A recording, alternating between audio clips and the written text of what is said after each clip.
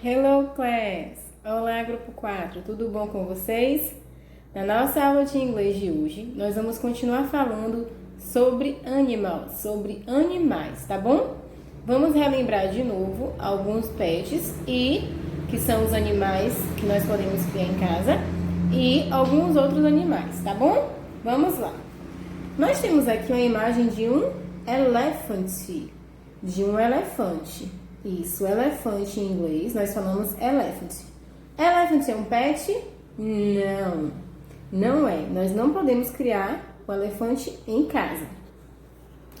O próximo animal que temos aqui é um monkey. Monkey é um macaco. Nós podemos criar um macaco em casa?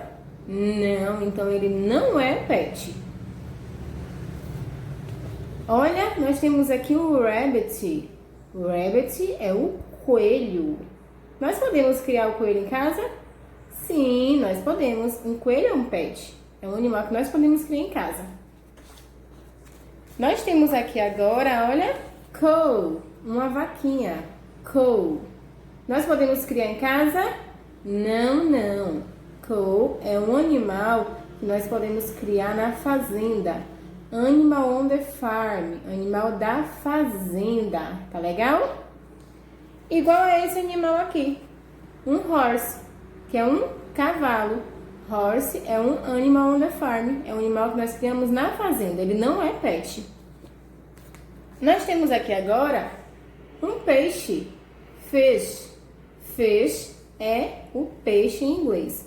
Nós podemos criar em casa? Sim, nós podemos criar ele em aquário. Em casa.